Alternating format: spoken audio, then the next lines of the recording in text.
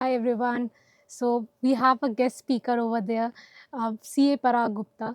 So Parag Gupta do not need any introduction. So he is a renowned faculty of chartered accountancy. Sir ने अपना CA की journey start करी थी 2009 में. फिर सर ने ब्रेक लेकर एक अपना आरकेजी इंस्टीट्यूट बनाया. एक वो माइलस्टोन अचीव करना कि एक सीए की जर्नी से निकल के मतलब कोर बच्चों के साथ जाके उन्होंने ऑन फील्ड उनको ट्रेन करा, सीए में मोटिवेटेड रखा और बच्चों को इंस्पायर करा कि वो बड़े से बड़े माइलस्टोन बहुत आसानी से अचीव कर सकते हैं. आज कॉलेज को प्रिविलेज मिली है सर के साथ एक पॉडकास्ट करने की. हमें कुछ इनसाइट्स मिलेंगे सर से और क्या प्रैक्टिकल लाइफ में स्टूडेंट्स को करना चाहिए जिससे वो कॉलेज के माइलस्टोन्स या फिर आगे आने वाले जितने भी माइलस्टोन्स हैं उन्हें अच्छे से अचीव कर पाएँ. So now we are starting with the podcast with CA Parag Gupta. Uh, Um, it's we are pleased to have you here. So first of all, I have some questions regarding to this podcast. What is the history of RKG Institute कि कैसे वो start हुआ और कैसे आपने अपनी entrepreneurial journey शुरू करी? Okay so basically RKG institute की शुरुआत 2009 में मैंने करी थी और जो मेरे ग्रैंडफादर थे उनका नाम था रामकृष्ण गुप्ता. तो उनकी एक बहुत बड़ा सपना था कि मैं सीए बनूं. जब मैं सीए बना उसके बाद मैंने बच्चों को पढ़ाना स्टार्ट करा. मुझे बड़ा शौक़ था बच्चों को पढ़ाने का. तो मेरा शुरू से ही सपना था कि मैं अपने ग्रैंडफादर दादाजी का नाम थोड़ा रोशन करूं, बड़ा करूं. तो इसीलिए मैंने उनके नाम के इनिशियल से आरकेजी इंस्टीट्यूट को शुरू करा 2009 में जब मैंने क्वालिफाई करा. और वहीं से एक तरह से आप कह सकते हो मेरी एंटरप्रेन्योरल जर्नी जो है वो स्टार्ट हुई. आपने एक माइलस्टोन ऑलरेडी अचीव करा to be a CA in at the age of 21. तो और अपना स्टार्टअप फिर अपना शुरू करना, तो उसमें क्या-क्या माइलस्टोन और क्या-क्या चीज़ें आपको फेस करने को मिली? 2009 में जब मैंने क्वालिफाई करा, पहले तो जैसा आपने बोला फर्स्ट अटेम्प्ट में करा ऑब्वियसली, तो वो तो एक अलग जर्नी थी. लेकिन उसके बाद जब मैंने पहले as a credit manager ICICI bank में कैपिटल मार्केट्स डिवीज़न में काम करा और वहाँ से मैंने अपनी जॉब स्विच करके फिर टीचिंग के अंदर एंटरप्रेन्योरशिप अपनी स्टार्ट करी. तो वो ऑल टुगेदर एक बहुत ही डिफरेंट जर्नी थी. उसमें काफ़ी स्ट्रगल्स आए. जैसे मैं आपको बताना चाहूँगा कि जब मैंने स्टार्ट करने का सोचा और मैंने अपने घर में अपने पेरेंट्स को बताया, तो सबसे पहले तो उनका रिएक्शन था कि तुम इतनी अच्छी नौकरी क्यों छोड़ रहे हो और इतना अच्छा जॉब पैकेज छोड़कर बच्चों को क्यों पढ़ा रहे हो. लेकिन मुझे डीप डाउन पता था कि मैं जॉब में खुश नहीं हूँ, जो मैं करना चाहता हूँ वो नहीं कर रहा हूँ. तो एक जो स्टार्टिंग स्पार्क होता है वो मुझे था कि मुझे पढ़ाने में ही मिलेगा. तो वहाँ से तो मैंने स्टार्ट करना शुरू करा अपनी जर्नी को. लेकिन जैसा कि होता ही है ऑब्वियसली, जैसा हम सोचते हैं, सोचकर स्टार्ट करते हैं, उतना स्मूथ होता नहीं है. लेकिन यही एंटरप्रेन्योरशिप है कि जब सोचा तो बस करना है, उसके बाद धीरे-धीरे प्रॉब्लम्स आती हैं, पर हम उन प्रॉब्लम्स का सॉल्यूशन ढूँढ के आगे बढ़ते रहते हैं. तो इनिशियली मेरे साथ भी ऐसे ही था. जब मैंने स्टार्ट करा तो ऑब्वियसली अपने घर से स्टार्ट करा और इनिशियली 3-4 स्टूडेंट्स होते थे. तो बहुत सारी प्रॉब्लम्स आती थी घर में ही उन्हें पढ़ाना. घर में 4-5 बच्चों के साथ जॉब छोड़ने के बाद बहुत बड़ा सर्वाइवल का इशू भी था कि अब अर्निंग सोर्स कैसे बढ़ेगा. लेकिन जो मैंने चीज़ देखी वो ये कि जो भी प्रॉब्लम्स हमारे सामने आती हैं, अगर हम उनका सॉल्यूशन ढूँढने पर एफर्ट लगाएँ रादर देन परेशान होने से, तो कहीं न कहीं हम आगे बढ़ते रहते हैं. तो छोटी-छोटी प्रॉब्लम्स आती रहीं और मैं आगे बढ़ता रहा and by the grace of God आज अच्छा कर रहे हैं हम. Okay sir. एक्चुअली सर कुछ स्टूडेंट्स होते हैं जैसे अपनी डिग्री उन्होंने परस्यू कर ली, एक डिग्री मिल गई and then they start their own startup. अब उनके पास अच्छा पैकेज है, सब कुछ है, बट लेकिन how they can convince their parents कि हमें एंटरप्रेन्योरशिप करनी है, हमें अपनी जॉब छोड़नी है.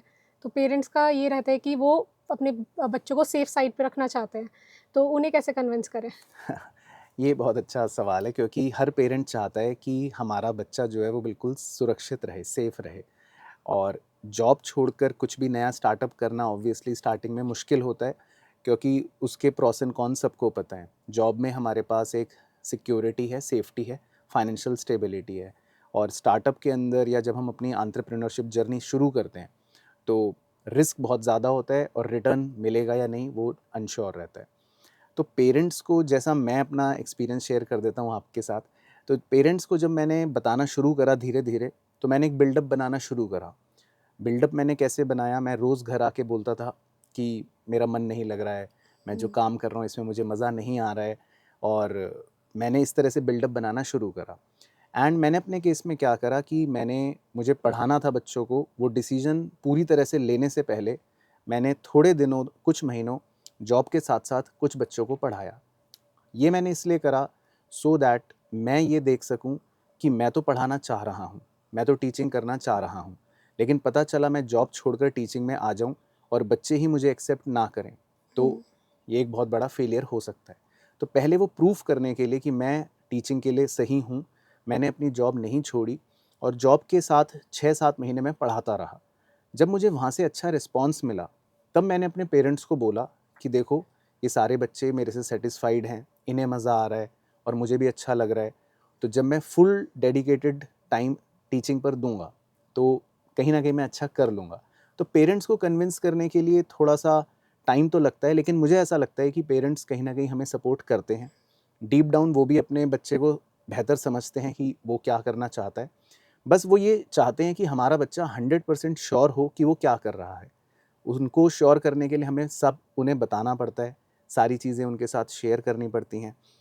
और मेरे साथ एक और अच्छी चीज़ ये हुई कि उस टाइम पर एक मूवी आई थी थ्री इडियट्स। तो थ्री इडियट्स के अंदर मैसेज भी यही था, अगर आपने देखा होगा, कि आपको जो चीज़ अच्छी लगे आप उसको फॉलो करो, पैशन को फॉलो करो। तो वो मूवी ने भी थोड़ा हेल्प करा मेरे पेरेंट्स को। मैंने जब दिखाया वो मूवी का मैसेज और उन्हें भी समझ आया, तो वहाँ से फिर उन्होंने मुझे सपोर्ट करा।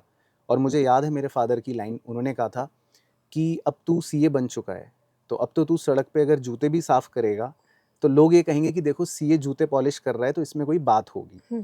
तो उन्होंने मुझे इस लेवल तक सपोर्ट करा कि अब तेरा जो मन करे तू कर सकता है, now you have proved it. तो इस चीज़ से मेरे को काफ़ी मोटिवेशन मिला और मैंने अपनी जर्नी स्टार्ट करी। सो सर एक्चुअली कुछ स्टूडेंट्स को लगता है कि वो एंटरप्रेन्योरशिप कर सकते हैं, पर कुछ लोग उसके लिए रेडी नहीं होते, जो चैलेंजेस आते हैं या उस पे जब वो सोचते हैं पहले कि हम फेस कर लेंगे इन्हें, पर लेकिन जब एक्चुअली वो माइलस्टोन आता है उनके सामने तो प्रिपेयर नहीं होते, तो फिर वो अपनी जॉब के लिए भी नहीं रहते हैं, फिर वो आगे स्टार्टअप के लिए भी नहीं रहते हैं। तो कैसे एक अर्ली स्टेज में आइडेंटिफाई करे कोई भी, अपार्ट फ्रॉम टीचिंग या फिर कोई भी और डोमेन्स में, कि कैसे वो प्रूव कर पाए अपने आप को कि मैं एंटरप्रेन्योरशिप के लिए बना हूँ या बनी हूँ? राइट, ये बहुत अच्छा आपने प्रश्न पूछा। मैं ये कहना चाहूँगा कि जो 17 से 21-22 साल की जो एज होती है, जिसमें बच्चे कॉलेजेस में होते हैं मेनली, तो ये टाइम बहुत अच्छा होता है अपने आप को एक्सप्लोर करने का, रिस्क लेने का।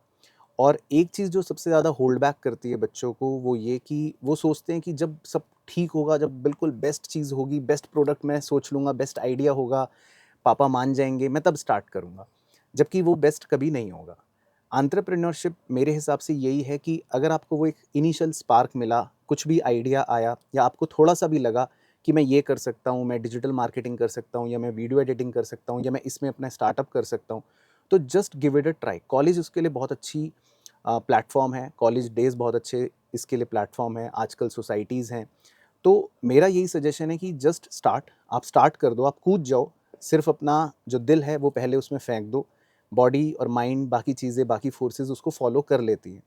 प्रॉब्लम्स ऑब्वियसली पहले से कभी भी पता नहीं होंगी, हमें भी नहीं पता थी, तो प्रॉब्लम्स तो आएंगी, लेकिन जब आप होल हार्टेडली किसी चीज़ के अंदर होते हो, तो प्रॉब्लम्स के सॉल्यूशंस भी आपको फाइंड आउट हो जाएंगे। और एंटरप्रेन्योरशिप तो मैं बोलूँगा कि एक ऐसी ही जर्नी है जिसमें आपको हर दिन नई प्रॉब्लम्स के बस सॉल्यूशन सोचने ही पड़ते हैं और ढूंढने ही पड़ते हैं। तो अगर जिन बच्चों को ये लगता भी है कि मैं शायद एंटरप्रेन्योरशिप के लिए बना हूँ या नहीं, तो उन्हें ट्राई ज़रूर करना चाहिए, एक शॉट देना चाहिए। और अगर 6 महीने उन्हें लगा और क्या पता क्लिक कर गया, तो वो उस जर्नी को आगे बहुत लंबा कंटिन्यू कर सकते हैं। और इसके बहुत सारे एग्जांपल्स भी हैं, रियल लाइफ एग्जांपल्स, जिन्होंने 17-17, 18-18 साल में कुछ करा, लेकिन 1-2 साल के स्ट्रगल के बाद वो बहुत आगे ग्रो कर गए, फ्लरिश कर गए। तो मेरा यही सजेशन है कि बस give it a shot, try करो। बाकी एक बार आप कूद जाओगे तो कुछ ना कुछ तो होगा, या तो जीत जाओगे, नहीं तो सीख जाओगे। इन सब माइलस्टोन को फेस करने के लिए कुछ क्वालिटीज़ या कुछ बिल्डअप्स करने पड़ते हैं अपने अंदर। तो ऐसी क्या qualities as a college first year students या फिर college third year, second year students वो अपने में क्या इम्बाइब करें कि वो इन सब चीज़ों से आगे बढ़ सकें? प्रॉब्लम से आगे सॉल्यूशन की तरफ जा सकें? ठीक है, 2 चीज़ें मैं बोलूँगा इसमें इम्पॉर्टेंट है। एक तो कंटीन्यूअस लर्निंग, क्योंकि दुनिया बहुत डायनामिक है, डायनामिकली चेंज होती है, रोज़ चेंज होती है, हमें पता भी नहीं चलता। तो जब हम कॉन्टिन्यूसली लर्न करते रहते हैं, नई-नई चीज़ें पढ़ते रहते हैं, देखते रहते हैं, तो हम थोड़ा-सा अवेयर रहते हैं एंड वो अवेयरनेस हमारे सही डिसीजन या रैशनल डिसीजन लेने में हेल्प करती है। और दूसरी सबसे इम्पॉर्टेंट चीज़ है अडैप्टिव होना, बी अडैप्टिव। एडमेंट नहीं होना या ये नहीं सोचना कि मैं ये क्यों सीखूँ या मैं ये चेंज नहीं करना चाहता। तो अगर वो कॉलेज में first year, second year student हैं, तो उन्हें बहुत ज़्यादा अडैप्टिव होना चाहिए और अभी बहुत ज़्यादा एक लर्नर जिसको बोलते हैं, वो वाली क्वालिटी उनमें होनी चाहिए। तो अगर वो लर्नर अच्छे हैं, वो अडैप्टिव हैं, तो वो डेफ़िनिटली किसी भी चीज़ में एक्सेल कर सकते हैं। ओके सर, सो एक्चुअली कुछ स्टूडेंट्स प्रॉब्लम फेस करते हैं कि चीज़ें मैनेज करने में। आपने अपना कॉलेज और अपना सीए कंटिन्यू करा था साथ में फ्रॉम हंसराज और इंस्टीट्यूट ऑफ चार्टर्ड अकाउंटेंसी। तो आपने दोनों को साथ में कैसे मैनेज करा? ये बहुत ही अच्छा क्वेश्चन सब जने मेरे से पूछते भी हैं हमेशा। सी मैनेज करना भी, मैं बोलूँगा कि यहाँ पर मैनेज करने से ज़्यादा मैं बोलूँगा प्रायोरिटाइज़ करा। तो जैसे जब हमारा कॉलेज चलता है और साथ में मैं सीए की स्टडी करता था, तो मेरी प्रायोरिटी जो थी वो मुझे पता थी कि मेरे सीए के एग्ज़ाम्स को लेकर ज़्यादा है। तो ऑब्वियसली मैंने सिर्फ स्ट्रेटेजिकली प्लान करा। वो मेरी प्लानिंग ये थी कि मैं ज़्यादा टाइम अपना सीए की स्टडीज़ पे डिवोट करूँगा, ज़्यादा पढ़ाई अपने सीए की स्टडीज़ की करूँगा। तो कुछ उसका बेनिफिट मुझे अपने ग्रेजुएशन की पढ़ाई, ग्रेजुएशन के एग्ज़ाम में मिला, क्योंकि बहुत सारे सब्जेक्ट्स कॉम्प्लीमेंट्री होते हैं। लेकिन थोड़ा-सा एफर्ट्स मैंने ग्रेजुएशन पर भी लगाया, जो नए सब्जेक्ट्स थे उनके लिए अलग से टाइम दिया। एंड सेकंड थिंग, मेरा कभी भी ग्रेजुएशन में ऐसा एम नहीं था कि मुझे 90% लाने। माय एम वाज़ कि मैं जस्ट पास हो जाऊँ, बेसिक बेयर मिनिमम मार्क्स लाऊँ। तो पॉइंट इज़ कि मेरी प्रायोरिटी क्लियर थी, तो मेरे एफर्ट्स उसी हिसाब से बिल्कुल क्लियर थे।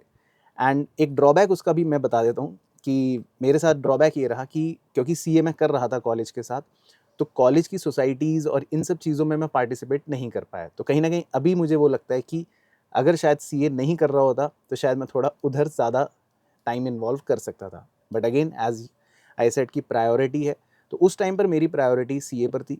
तो मेरा 70-80% टाइम डिवोशन सीए और सीए की प्रिपरेशन पर था एंड रेस्ट टाइम मैं अपने कॉलेज की bare minimum studies and attendance के लिए रखता था। तो वो इस तरह से मेरे 3 साल की जर्नी दोनों साथ-साथ मैनेजेबल हो गई। ओके सर, तो नेक्स्ट क्वेश्चन ये है कि कभी-कभार स्टूडेंट लॉस्ट फ़ील करते हैं सीए की जर्नी में, जैसे आप उन्हें गाइड करते होंगे at the level of foundation, then they go for intermediate and for training and finals. So course बहुत रिजिड है, कोई फ्लेक्सिबिलिटी नहीं है सीए के कोर्स में। तो आप स्टूडेंट्स को कैसे मोटिवेट रखते हैं एज़ अ एजुकेटर? ओके, तो स्टूडेंट को मोटिवेट रखने के लिए तो टू बी ऑनेस्ट मेरे पास भी कोई दवाई नहीं होती, क्योंकि मोटिवेशन एक ऐसी चीज़ है जो मुझे लगता है कि जब एक्सटर्नली आए तो वो डेली रिक्वायर्ड होती है। कि रोज़ कोई हम मोटिवेशनल बातें सुने तभी हमें मोटिवेशन आ रही है।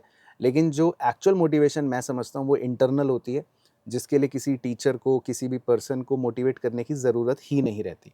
बस पॉइंट ये है कि वो इंटरनल मोटिवेशन तब आएगी जब हमें एक अपना पर्पस पता होगा।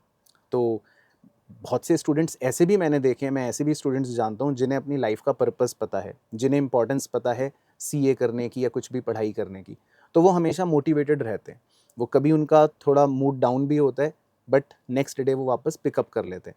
और बहुत से स्टूडेंट्स ऐसे भी मैं देखता हूँ जिनके पास रिसोर्सेज भी हैं, सब कुछ है, लेकिन पर्पस की कमी होती है, तो वो इंटरनली कई बार मोटिवेशन उनका डाउन होता है और फिर वो सोचते हैं कि चलो छोड़ दो या आगे कर लो, इस तरह से।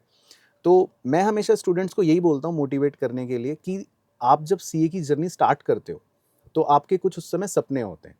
क्योंकि मैं पहले दिन बच्चों से पूछता हूँ कि व्हाई सीए? तो बच्चे 4-5 बातें बताते हैं कि sir money, fame, respect, parents का नाम एंड इस तरह से प्राउड फीलिंग।